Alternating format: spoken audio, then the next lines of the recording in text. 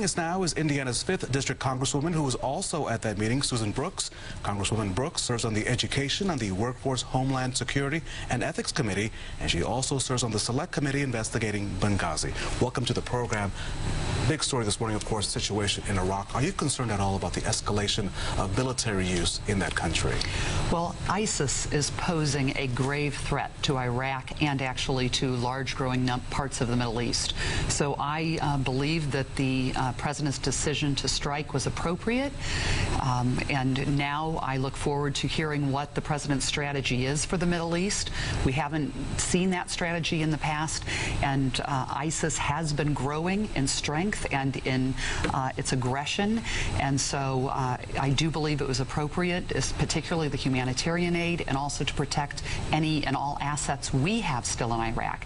And we still do have military personnel in Iraq, so we need to make sure that we do protect our personnel and that we provide that humanitarian aid. ISIS, I think, is a grave problem. Their links with al-Qaeda, it is a growing terrorist organization, and so I believe it is a very dangerous entity that we need to be engaged. It is appropriate, I think, for the United States to be engaged. Concerned at all that we'll see an escalation of just servicemen and women going back into Iraq?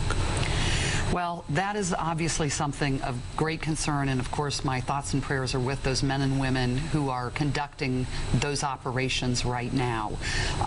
We have sacrificed a lot in Iraq, to be sure, but obviously when we left, Iraq is not stable yet as a country, and ISIS has been able to grow and to, I think, accelerate again their expansion and their aggression and trying to take over, and they are a terrorist organization, and so we can't have a large growing terrorist organization in the middle of Iraq, because I think that will really set back any of the work that we have already done in Iraq, and we've just sacrificed far too many lives and far too much of our treasure from the United States. But it's the lives that we've lost in Iraq is why I think we need to make sure that Iraq doesn't become a terrorist haven. On the home front, you met with the mayor earlier this week to talk about violence. Is there a federal role to help the city of Indianapolis reduce crime? There absolutely is. When I was deputy mayor and then as United States attorney and now as a congresswoman, the federal government has always had a role to play in crime issues in our local communities, because there are federal resources that can be brought to bear. We need federal law enforcement partnerships, so we need to make sure that ATF, FBI, DEA, those agencies are working closely with local law enforcement, and they have been here in this community. They have been for a long time, but I asked a number of questions about that to make sure that the strength of that cooperation was still very strong.